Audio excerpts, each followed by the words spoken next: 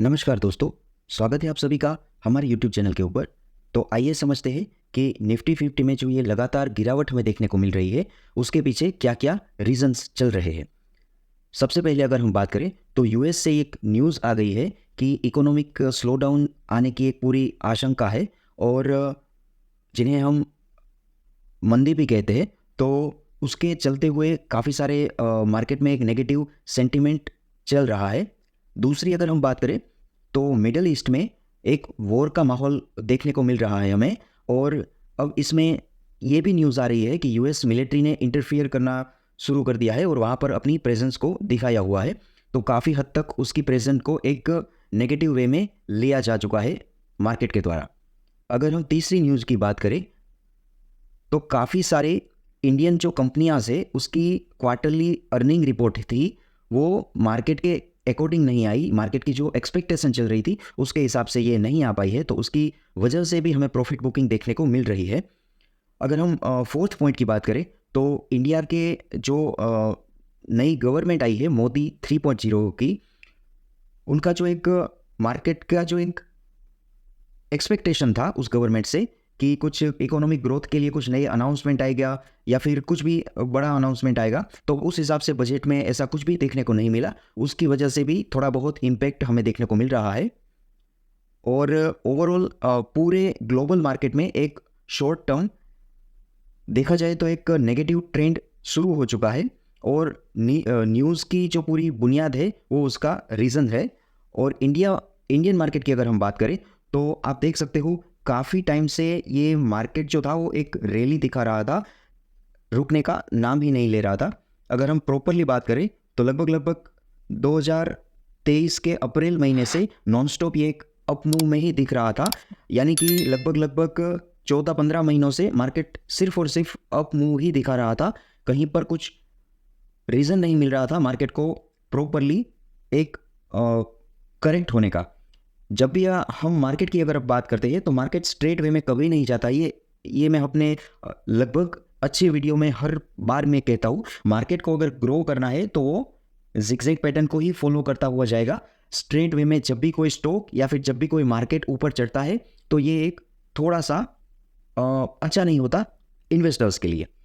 अभी अगर हम बात करें तो मार्केट में बहुत अच्छी सिचुएशन में कौन बैठा हुआ है, लगभग तो हर जगह पर हड़बड़ी ही मची हुई है। लेकिन अगर एक पर्टिकुलर क्लास ऑफ पीपल है जो कि बहुत आराम से बैठे हुए हैं, वो है लॉन्ग टर्म इन्वेस्टर्स। आप कहीं पर भी जाके देख लीजिए, जो भी 1 साल से ज़्यादा की अवधि के लिए इन्वेस्ट करके बैठे हुए हैं, उसे कोई फ़र्क नहीं पड़ता छोटी मोटी न्यूज़ क्या चल रही है, यूएस से क्या न्यूज़ आ रही है, उनके ऊपर उनका कोई फोकस जरा सा भी नहीं है और वो लोग शांति से अपनी पोजीशन को कैरी करते हुए जा रहे हैं। क्योंकि उनका टाइम फ्रेम बड़ा है तो छोटी मोटी जो डाउनफॉल आएगा शायद उनके एसएल तक पहुंच ही नहीं पाएगा। अगर हम बात करें रिसेंट चार्ट जो बन रहा है उनके ऊपर हमें क्या देखने को मिल रहा है, सबसे पहले अगर हम बात करें तो मार्केट कहां पर सपोर्ट ले रहा है उनकी पहले बात कर देते हैं हम। पहले अगर हम बात करें तो ये एक सपोर्ट था जो कि टूट चुका है 24,140 रुपये के आसपास का, क्योंकि यहाँ पर एक रेजिस्टेंस लिया हुआ था इसी जगह पर, फिर यहाँ से वीकली कैंडल के ऊपर सपोर्ट लिया गया था, फिर से। अगर हम दूसरे सपोर्ट की बात करें तो दूसरा सपोर्ट हम चार्ट के ऊपर कुछ यहाँ पर ड्रॉ कर रहे हैं, क्योंकि ये एक इंपॉर्टेंट कैंडल थी।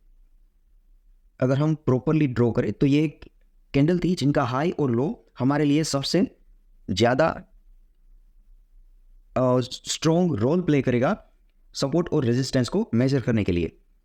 अगर मार्केट यहाँ से भी नीचे आता है तो 23,333 के आसपास एक बढ़िया सा सपोर्ट लेने की कोशिश करेगा, और अगर इनसे भी नीचे मार्केट अगर सपोज ये भी ब्रेक हो जाता है मार्केट से, तो नेक्स्ट जो सपोर्ट रहेगा वो मार्केट कुछ यहाँ पर लेने की कोशिश करेगा जो कि होगा 22,590 रुपये के आसपास। अब ये सपोर्ट यहाँ पर क्यों होगा, क्योंकि ये लास्ट अटेम्प्ट थी बेयर्स की जहाँ से मार्केट को गिराने की कोशिश की गई थी। फिर जाके देखिए ये कंसोलिडेशन रेंज में और कहीं भी नीचे की साइड की कोशिश इसके बाद नहीं हुई है। मार्केट ऊपर ब्रेक ब्रेकआउट करने के बाद सीधा ऊपर ही निकल गया था। तो ये तीनों जो लेवल है वो वीकली टाइम फ्रेम के ऊपर हमने निकाले हुए हैं। तो आप सिर्फ देखिए, अपने वॉच लिस्ट में इन सब लेवल को ऐड कीजिए, और जैसा कि हम वीडियो में बताते हैं हर एक वीडियो में कि देखिए, समझिए, सीखिए, फिर जाके इन्वेस्ट करने के बारे में कुछ सोचिए। तो अभी आपके पास अगर लॉन्ग टर्म के लिए कोई भी स्टॉक आपके पोर्टफोलियो में है तो उसको बिल्कुल कैरी कर सकते हो आप 1 से 3 साल के लिए। अगर आपने कुछ अपने पोर्टफोलियो में ऐड कर रखा है तो उनको बेचने की गलती ना करें, क्योंकि मेजर ट्रेंड अभी भी बुलिश ही चल रहा है। और मेरा ये वीडियो लाने का सिर्फ और सिर्फ रीज़न ये था कि आम लोगों तक एक प्रॉपर चीज़ पहुंचाई जाए, एक प्रॉपर नॉलेज पहुंचाया जाए।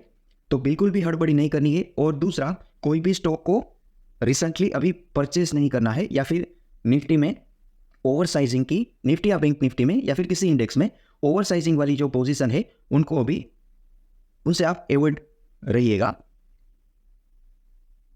तो अगर आपको ये वीडियो अच्छा और इन्फॉर्मेटिव लगता है तो नीचे कमेंट करके हमें ज़रूर बताइएगा, और वीडियो को आप अपने